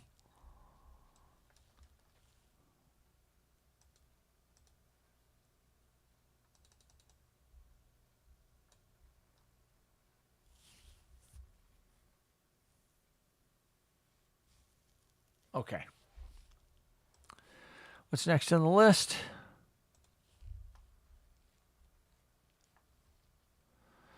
HLF. Let's look at HLF. I saw that you guys were talking about that. I don't know what the conversation was. Herbalife. Okay. Weekly chart. Okay. So I look at this chart, and what I see is, oh, come on. On the weekly, I see we've come back down to an area of support. All right. We've come back down in 3 waves.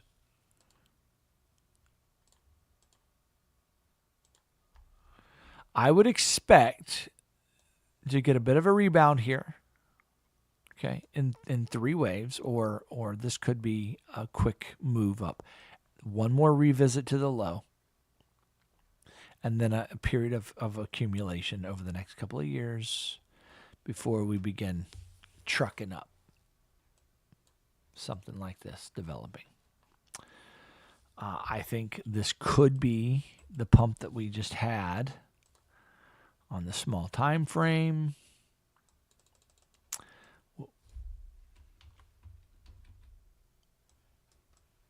We had volume come in on this low here, mega volume indicating a potential pivot. We had volume coming in at this low here, indicating another buy zone. To me, this is a buy at this zone, at this level, at this price. It doesn't mean it can't come back down to $6, $5, $4. Okay, it can. But this is a buy zone for a wave to the upside. But after that wave develops, expect 3 waves back or a takeout of the low and then a reversal. That's what I would expect down here. Now, I could take a lot longer than I've got drawn there, but this is a buy zone for me. If I were trading stocks, I would look at that and say, oh, that looks really good as a potential buy. XRP is getting a bit of a rebound. I told you to watch out for this move.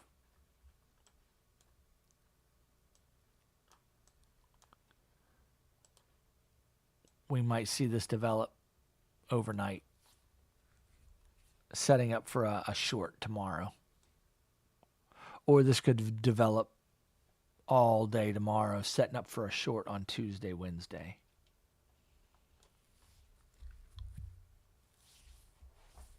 Just depends on how fast this goes up. If it goes up really fast right now, then expect it to dump again tonight, tomorrow.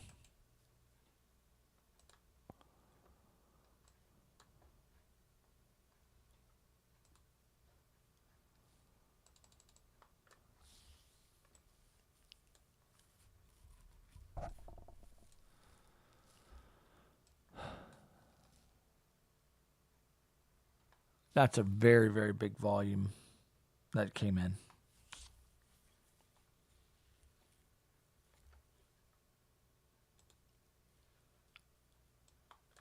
This looks very much like a flat.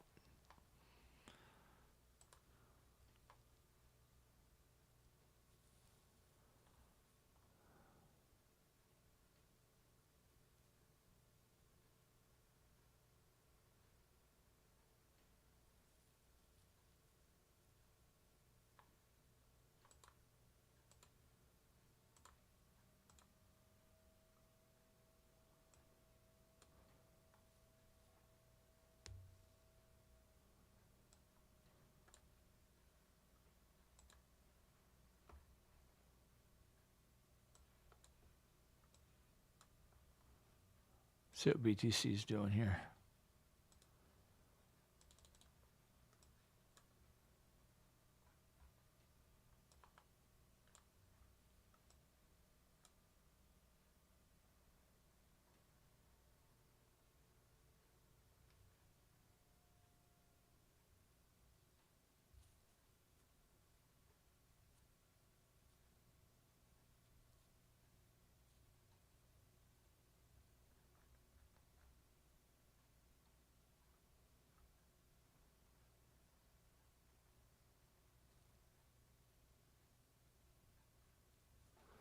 I don't like this wave structure. I think it's probably going to come back down. I don't like it. I don't like it.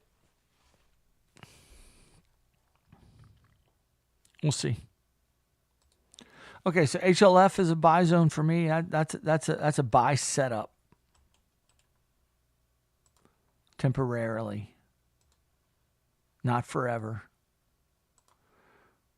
We're threatening a break. I mean, it's breaking. So I'd be buying. Holding for a pump.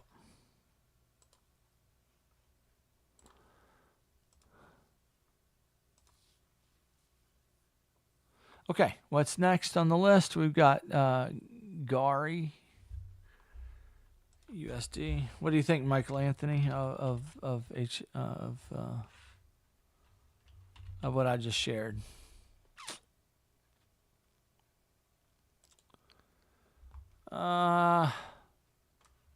That's trash.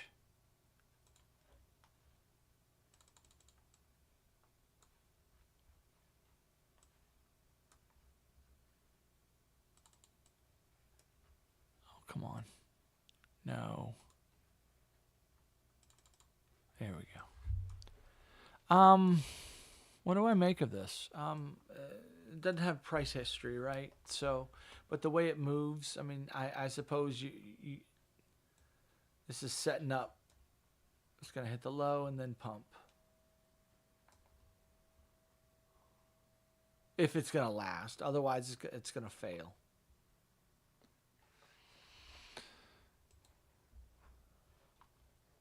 But yeah, I mean, this is setting up for a buy.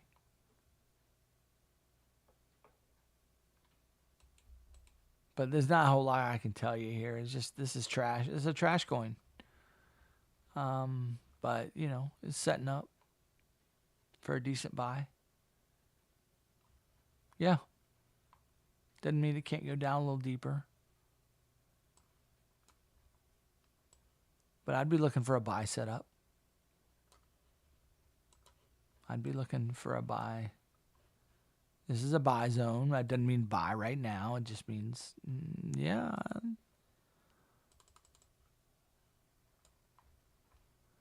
This is due for a shot. If you see a big volume spike come in, then I'd be looking to go long, make some money and get out. This is interesting. Yep, this is a long for me, I suppose. Get a break of that, maybe. Yeah, setting up pretty decent. Got a nice three-wave shape here.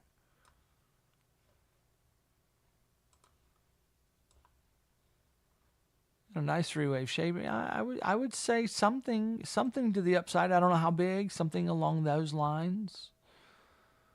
If you get pullbacks like this, you could get something bigger.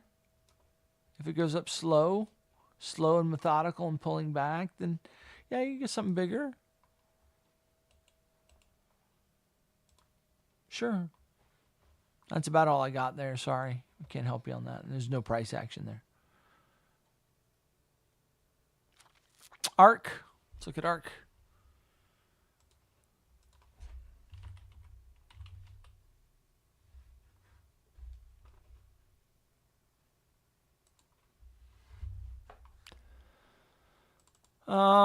That's trashy.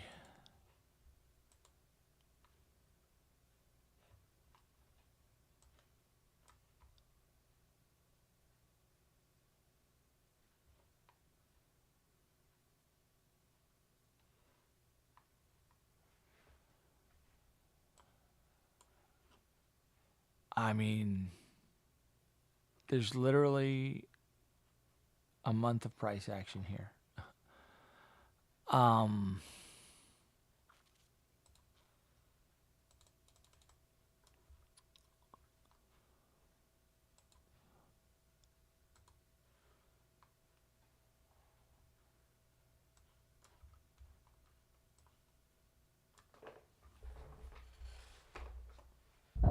I'll try to give you some ideas in the small time frame, but I really don't have anything to say.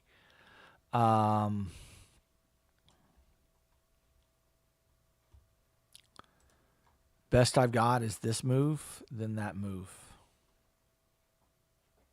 Something like that. Coming down here, and then up. And that would be three waves. And then maybe down again. Something like that. That looks good.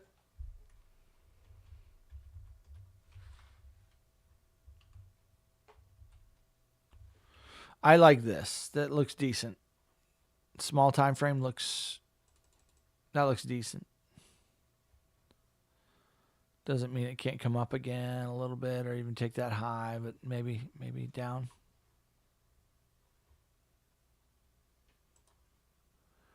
Initial 5, pull back. 17 cents would be my target zone. That looks decent right there. For a short. The 786 is the golden zone.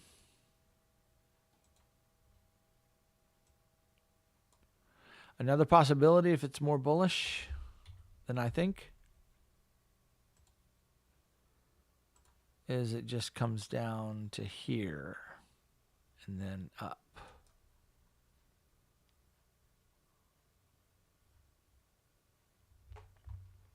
There you go. Some ideas for you. I like this zone. But watch out for this shorter zone and then up. Your stop is going to be that diagonal right there. If it breaks to the upside, you need to be long, not short. More than likely. All right. You're welcome, Salvador. No problem. All right. Let's look at PFE.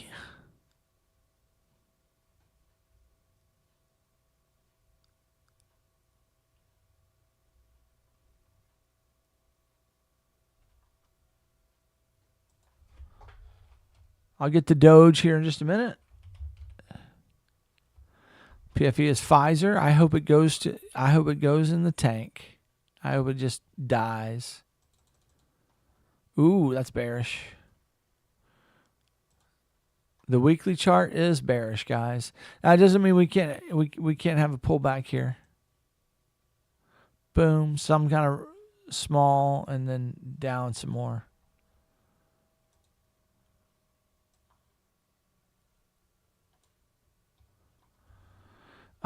We might be in a temporary move to the upside here where you get some kind of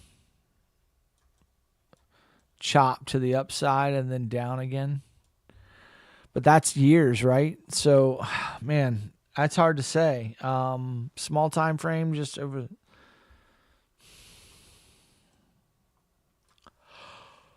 A 4-hour chart. There's room for some temporary upside here, but I'd be looking for a short.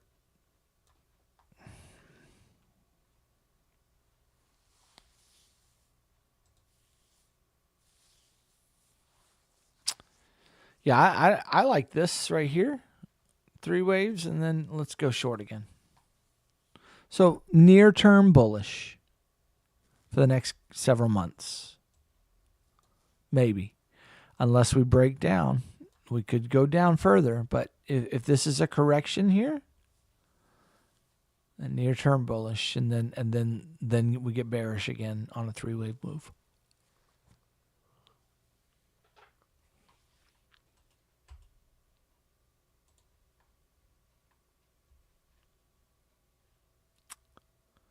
Okay, and what's next? Link for Keith. Let's look at Link.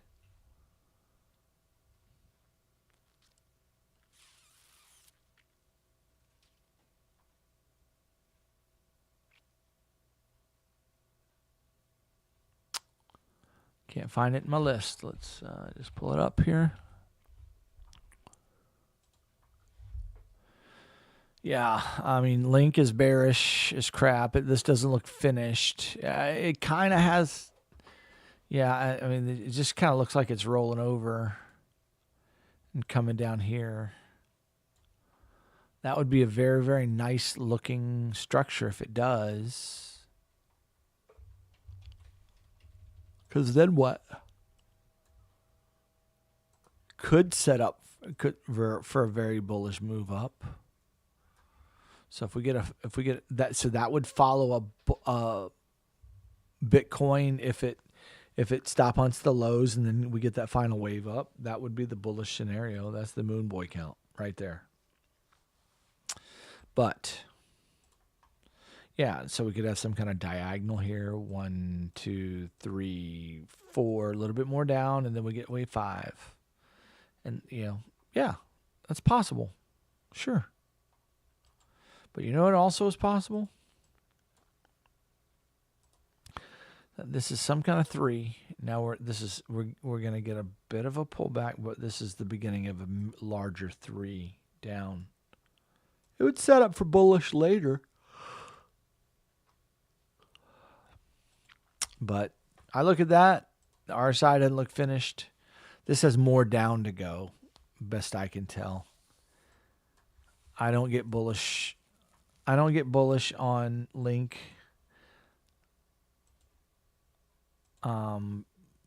Probably until we get down here.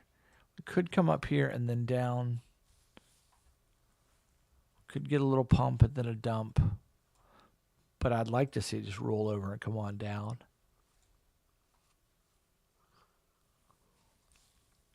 In which case, then we can get bullish again for a little while. So bearish in the near term. Big volume here. We could be making something that's choppy and bullish and then more down later. This could be the beginning of a 3-wave move. It also could be also could be the end of a 3-wave move. What's happening right here, and that's the bullish scenario right there. This is just 3 waves.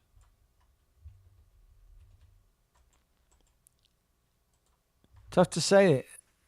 Tough to say. Solana looks the clearest of all the alts. It looks bearish. So I don't have a lot of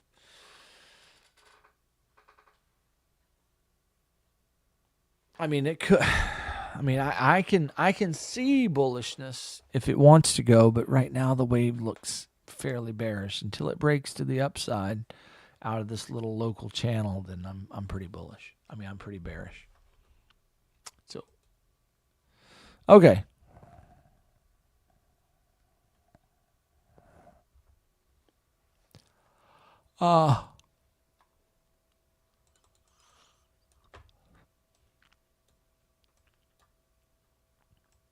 I don't like the RSI, Keith. It just doesn't have the finished look to me. Could be. I don't like it. I don't have any volume spikes here either, so I don't think it's done to the downside. I don't think it's ready yet. All right, let's look at Doge, and then we're going to call it a night because I'm exhausted. It's been 2 hours, and I'm pretty tired. 2 hours is about normal for me. It's about all I got in me. Hope you guys have enjoyed the show tonight. I've enjoyed it. I feel good about my analysis. I feel good about what I said tonight. So I hope it helps you. If you want to be part of the Discord, love to have you in there. If you need to learn how to trade, look at the market from an Elliott Wave perspective, love to have you. What is the bottom target for Doge? Oh man, that's very bearish. Well, okay, I see a bullish and a bearish count here. So again, if Bitcoin gives us that pump, I think this wick is going to get filled. Feel pretty good about that.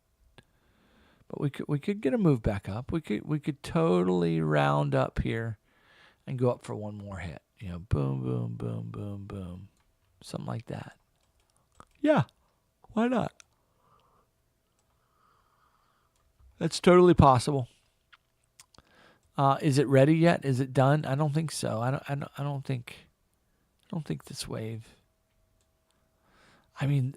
This could be 3 waves. Boom, boom, boom. Could be getting ready to come up. In which case, we'd come back down again. Boom, boom, boom.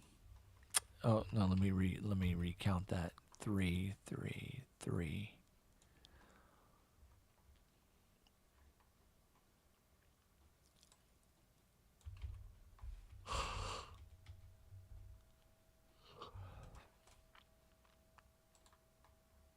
I don't know why, guys, but I just feel like this wave is coming down faster. I feel like this is coming. I think the market might dump tonight or tomorrow. I think this is coming down. Because this could pop, boom, like that, and then roll over and come down. So we could get that move. Or this should kind of keep dumping tonight. This could just get really dumpy. Then I'd watch 14 cents, 12 cents. See if we get a bounce. And that's a nice 3-wave move. Nice, nice, nice. And then we could get bullish again, maybe. Maybe. Otherwise, Doge is finishing up its initial wave down. This could be some kind of beginning stages of a big move up and then down again. So kind of a dead cat bounce. But that's tradable. That wave is definitely tradable. But as far as a big structure, that's what I would be looking for. The big structure, that's a bearish, but that's it's got an intermediate bullishness to it. So either way, I kind of feel like if we get a big dump here, that's going to set us up for some kind of a move up. or if we just get a little dump here, it's going to set us up for something up. So up seems inevitable around these zones, but I don't know if we're going to hit this low or not. That's what I feel. I feel like this last low, and that'd be a nice diag. 1, 2, 3, 4, 5. And then we get some kind of dead cat bounce that takes a while, and then we dump again later. I'm tired. Okay, guys, that's it. That's all I got in me. Did I get everybody? I think I did. Vinny, cheers to you. Kimosabi, thanks for being around. You guys have a fantastic evening. Good to see you. Thanks for being part of the live stream tonight. I hope you all have a great night. Bye-bye.